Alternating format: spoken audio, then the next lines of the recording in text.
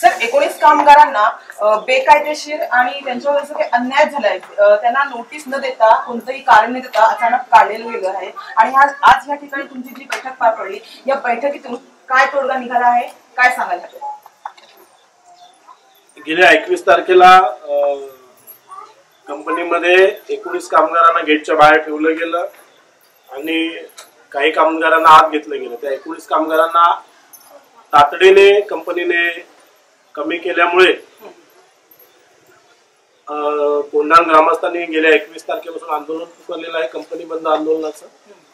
कारण असं आहे की 19च्या नंतर जे 52 कामगार आमचे उरतात त्यांना सुद्धा त्यांनी कमी करण्याचा त्यांचा डाव आहे असं आमच्या सगळ्यांच्या लक्षात आलं। आणि 19 + 52 71 कामगारांचा हा प्रश्न आहे। संपूर्ण ग्रामस्थ आणि आजूबाजूच्या गावातली लोक सुद्धा आंदोलन गेल्या 21 तारखेपासून करतायत। आम्ही आग्रह असा धरला होता की गावातच चर्चा होईल, त्या पद्धतीने काल आम्ही विषय तापवला। आज रास्ता रोको ठेवला होता आणि रास्ता रोको होऊ नये म्हणून मोनपचे PI भैयसाहेब यांनी मध्यस्थी करून कामगार आयुक्तातले अधिकारी, कंपनीचे प्रत्यक्ष मालक आणि आमच्या गावचे सरपंच सदस्य आणि ग्रामस्थ अशा यांच्यामध्ये आज बैठक झाली।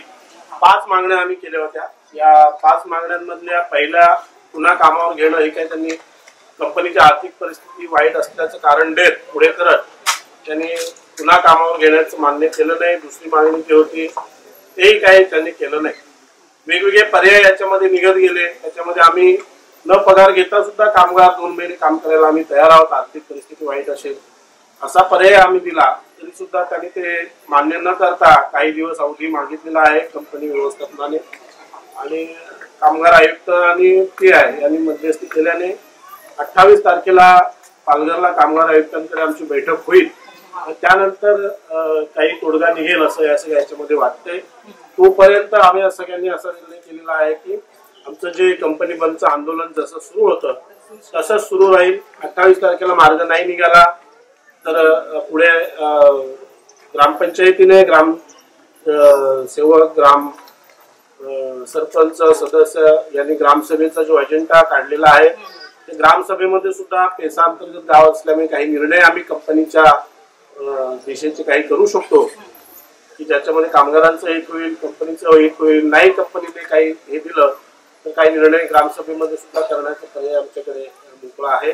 त्या पद्धतीने आता हे आंदोलन असं 28 तारखेपर्यंत तरी असं सुरू होणार आहे। तुम्ही बोलले आंदोलन असं सुरू होणार आहे, म्हणजे आंदोलनाची रूपरेषा कशी असते? आंदोलनाची रूपरेषा 21 तारखेपासून कंपनी बंद या ठिकाणी आहे कोंढाणमध्ये आणि ती कंपनी बंद राहील याच्यासाठीच आम्ही ग्रामस्थ प्रयत्न करणार। म्हणजे जिथपर्यंत निर्णय लागत नाही तोपर्यंत कंपनी बंद राहील। आणि ते मॅडम त्यांचं तर एकच म्हणणं आहे की आमच्याकडे पैसा नाहीये, कंपनी लॉस मध्ये चालू आहे, त्याच्यामुळे वाटतं असं तोडगा निघेल। कंपनी लॉस मध्ये चालले, प्रॉफिट मध्ये चालले, कंपनी व्यवस्थापनाच्या वेगवेगळ्या कृत्या ह्या असतात, लॉस मध्ये दाखवायचं आणि जुन्या कामगारांना कमी करायचं अशी ही कृत्य असते। त्या पद्धतीने ते आर्थिक विषय सांगतायत, पण आम्हाला काय वाटत नाही कंपनी लॉस मध्ये आहे असं। कंपनी प्रॉफिट मध्ये आहे, पण त्यांना कामगारांना कमी करायचं आहे, नवीन कामगार भरायचे आहे, असं सगळं त्यांचा डाव ह्या सगळ्या याच्यातून दिसतोय। पण आर्थिक विषय हा त्यांचा फक्त सांगावा आहे। संस्थापक अध्यक्ष संतोष जनाठे यांनी या कामगार वर्गांना खूप मोठा पाठिंबा दिला, त्यांना सहकार्य केलं।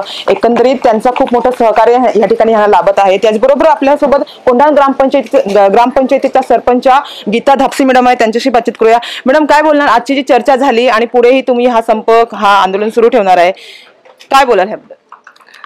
आज आम्ही मॅडम सोबत बोललो, कामगार होते, सगळे ग्रामस्थ होते आणि आपले जनाटे भाऊ पण आहेत। तर आम्ही अशा 5 मागण्या त्यांच्याकडे ठेवलेल्या, तर 5 मागण्यांपैकी एकही मागणी त्यांना मान्य नाही। आणि आमचे कामगार तर सांगत होते की आम्ही 2 महिने बिना पगारी काम करायला ठरवलं, तरी ही पण मागणी त्यांना काही मान्य नाही। तर आता 28 तारखेच्या मीटिंग मध्ये काय निकाल लागेल ते बघणार, नाहीतर असंच आंदोलन आम्ही चालू ठेवणार। जर 28 तारखेला जर निर्णय नाही लागला तर येत्या ग्रामसभेचा आम्ही ठराव घेऊन पुढची कारवाई करणार कंपनीवर। सर, मला एक सांगा, कायद्यानुसार न्यायालयात पण हा दावा टाकू शकतो? कारण की नोटीस न देता, कुठलीही पूर्वसूचना न देता त्यांनी हे कायद्यानुसार हे केलेलं आहे, त्यामुळे न्यायालयात पण हा दावा टाकता येतो का सर?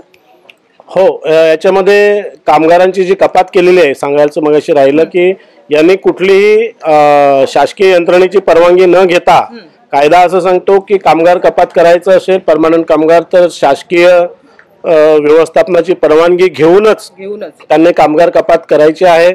या ठिकाणी बैठकीमध्ये असं लक्षात आलं की यांनी कुठलीही शासकीय परवानगी न घेता कामगार कपात केलेली आहे. त्यामुळे ही कामगार कपात ही अनधिकृत या ठिकाणी ठरते. लेबर कोर्टामध्ये कामगार आयुक्त आणि लेबर कोर्टामध्ये याच्यात आम्ही दाद मागणार आहोत. 21 तारखेला आपल्याला काही पण एक स्वप्नासारखं स्वप्न पाळलं आपल्याला कंपनीने गेल्याबरोबर. आपल्याला काही पुरस्कार न देता डायरेक्ट 19 जणांना आपल्या कामातून बाहेर काढलं. तेव्हा मी सरपंच आपले मॅनेजर साहेबांना विचारलं पण एक चाललंय काय, तर ते पण काय बोलले नाही, काहीच उत्तर दिले नाही काय चाललंय ते. नंतर आम्ही आतमध्ये होतो. खरोखर आम्ही 18 वर्ष इथे काम करतो सर्व एकत्र, आणि त्यांना डायरेक्ट बाहेर काढून टाकलं. मग आम्ही डायरेक्ट बाहेर आलो. आम्ही आवारात होतो पार्किंगमध्ये, दिवसभर आम्ही तिथे बसलेलो होतो. पण खरोखर आम्हाला मॅनेजर साहेबांनी आतमध्ये 4-5 जण होते आणि कोणी काही पण सांगितलं का काम करा, का इथे का बसले, काय एक शब्द पण बोलले नाही.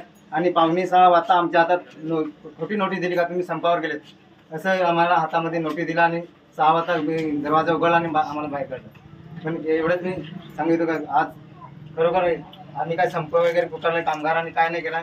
आम्ही संप पण केलेला नव्हता. पण आमचे ग्रामस्थ म्हणजे आमच्या ज्या काही लेडीज आहेत आणि आई वडील आहेत त्यांना ते योग्य नाही वाटलं म्हणून ते रस्त्यावर उतरले. आम्ही अजूनपर्यंत रस्त्यावर गेलो नाही का, काय नाही का, आम्ही संप पण काय आंदोलनामध्ये सामील पण नाही मिळत. तर ते आहेत. तर त्यांच्यामुळे खरोखर आज आमचे जनाटे म्हणे आम्हाला पाठीशी घेत त्यांच्याबरोबर आमचं असं आमच्या अन्याय झालेला आहे तर आम्हाला न्याय मिळून द्या. बरोबर आज 3 दिवस झाले आमच्यासाठी ते झटतायत रात्रंदिवस. आणि आमचे पोलीस साहेब आहेत, आपले आयुक्त साहेब आहेत, ते पण आपल्याला वेळात वेळ काढून आपल्या गावामध्ये खरोखर तिथे आम्ही गेल्या वर्षी गेलेलो होतो. पण आम्हाला बोलले का ते न्याय तुम्हाला तुमच्या कंपनीतच मिळेल. पण तिथे आमची गेल्या वर्षी पण अशी फसवणूक झाली. काय आमचा एक पण विषय आमचा म्हणजे मान्य केला नाही. तरी पण आम्ही वर्षभर काम केलं व्यवस्थित का पुढे तरी काहीतरी चांगला मार्ग निघेल. पण खरोखर आम्हाला वाटलं चांगलं होईल, पण नाही ते अनधिक घडलं यावर्षी. तर ते आम्हाला खरोखर वाईट वाटतं. पण आज आपल्या याच्या सर्वांना आमच्या कामगारांच्या वतीने सर्व पोलीस वर्ग आहेत, आपले न्यूजवाले आहेत, आयुक्त साहेब आहेत, यांच्या सर्वांचे आमच्या गावातर्फे आम्ही कामगारांचे सर्वांचे मी आभार मानतो. आणि असेच आम्हाला सहकार्य करत राहा अशी मी विनंती करतो. का याच्यापुढे पण